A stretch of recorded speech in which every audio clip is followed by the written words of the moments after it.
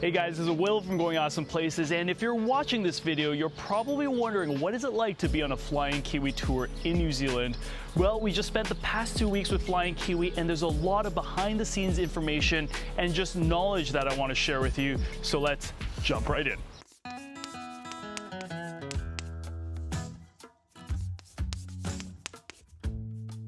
As they say, breakfast is the most important meal of the day and no expense is spared here, where there's essentially a buffet line of food available for us every morning.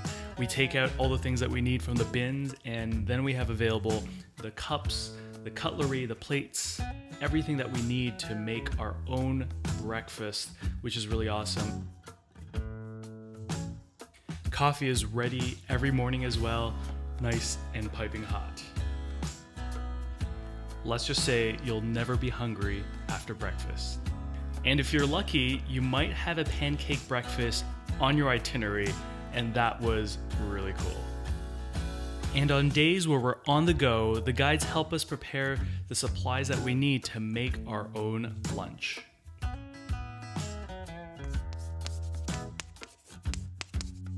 Once we're done breakfast, we break down our tent, pack our bags, and load the bus.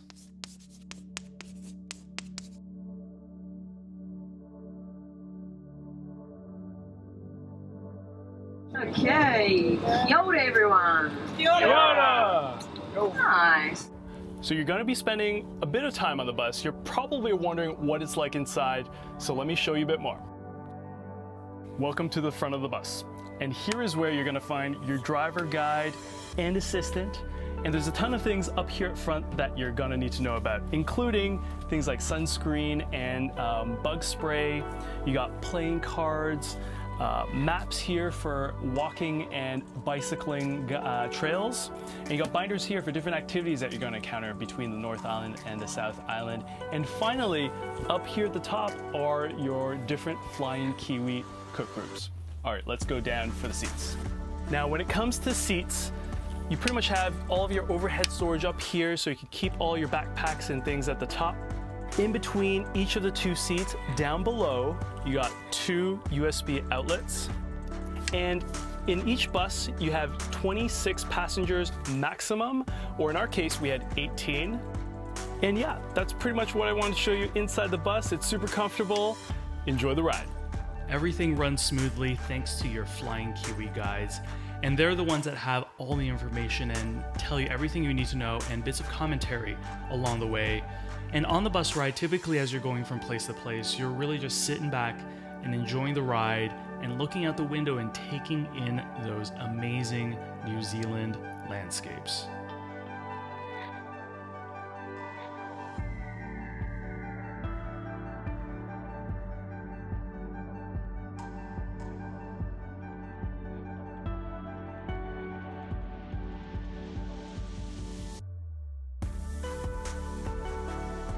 Oh, and you might be taking a ferry as well.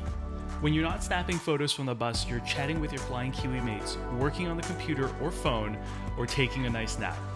The other thing that happens on the bus is that you'll be passed around activity sheets so that you can decide which ones you want to do on the next day.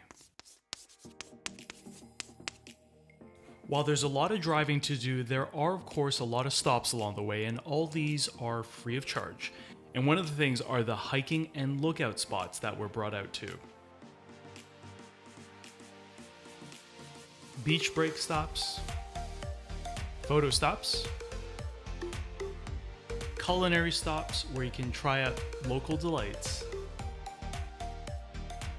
stops in small unique towns, and of course when nature calls, there are many bathroom breaks and coffee breaks along the way. Remember those sandwiches that we made earlier? Well, if there's not enough time, you'll be having those on the bus. Otherwise, during your breaks or in town, you'll be able to grab a bite, including these meat pies and sausage rolls. One of the best parts was no doubt the activities that we were able to choose from, including skydiving, kayaking in the Abel Tasman, blackwater rafting in Waitomo to see the glowworms,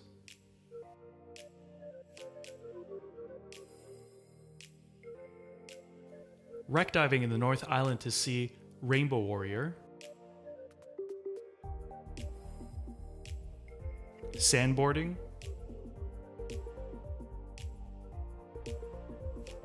or the hot pools in Franz Josef. Just remember that these are at an extra cost, and the ones that you see here are from the reverse traverse. If you're an avid cycler, you might want to add the bike option to your tour, because at various points during your journey, you'll have a chance to get off your bus and actually take one of the routes that are custom curated and of varying difficulties, and they're pretty spectacular. By mid to late afternoon, we break for camp like this one in Punakaki, and everything starts off with the bus. And it carries everything that we need, like this one, our tents, and this compartment in the back, which carries all of our suitcases, our backpacks, all of our clothes and things like that. They come out of here. Inside the bus, you'll also find sleeping pads, which will grab off the bus. Sleeping bags also come off the bus. And once we make camp and they designate our site for Flying Kiwi, we can pretty much pitch our tent anywhere we want. So here's where we picked this time. Now, when it comes to camping, here's how it works.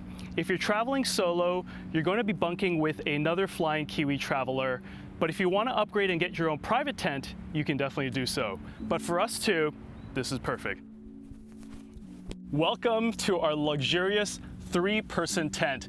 Notice how much space we have. There's enough for what you see here, which is our sleeping bags, our sleeping mats, which are super comfortable, which are provided by Flying Kiwi. The only thing that's not included would be your pillow, so bring your own pillow.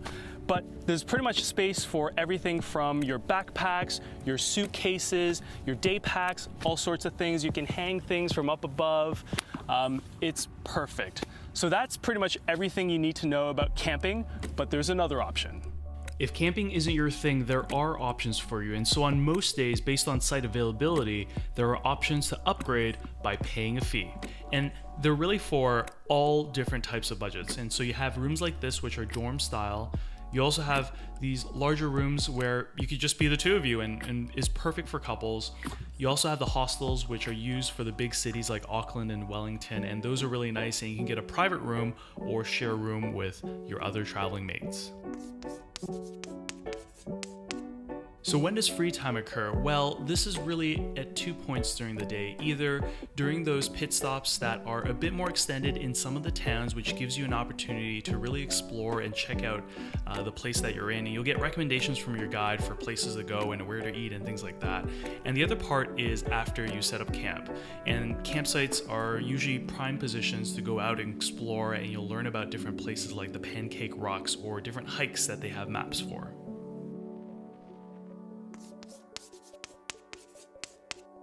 So how does dinner work? Well, pretty much every day there's a cook group that's selected that's going to be preparing the entire meal for the group. Today it's our group, and we're making lovely bay bolognese with garden salad. So the Flying Kiwi folks pretty much buy all the materials for us for the day. We got all the supplies, the cooking ware, we got bowls, and we can do all this stuff outside by the bus, which is really awesome. And yeah, we all take our turns doing our part for the group, making some amazing food. And yeah, after we're done, we get a couple days break, because then it's on to a different group. It's quite communal, quite awesome. We're also responsible for cleaning of the dishes as well. But every day the food is pretty good, like I mentioned. Time to start a walk. I had my reservations about how camping would be like in New Zealand, but it really surprised me just how good the facilities were everywhere that we went. Everywhere was full service, full-fledged, and you're probably even wondering about the Wi-Fi, and I was surprised that a lot of these places actually had their own free Wi-Fi, or you could pay for it at least. And here's an example of the Punakaki Beach Camp and some of the facilities that they had, including the washing machine, the drying machine as well. The bathrooms are all really clean, and they all included really good private showers. Here's a look at the kitchen, which we use for cooking if we weren't cooking by the bus. Some places even had a common area, which was great for charging your devices at night. And if you decide to camp in the Able Tasman, you'll be given the appropriate gear for you, whether you're kayaking or hiking into camp, which is perfect for, cooking, delicious dried food. To end off the night after dinner, typically your guides will give you a brief announcement for what's happening the next day.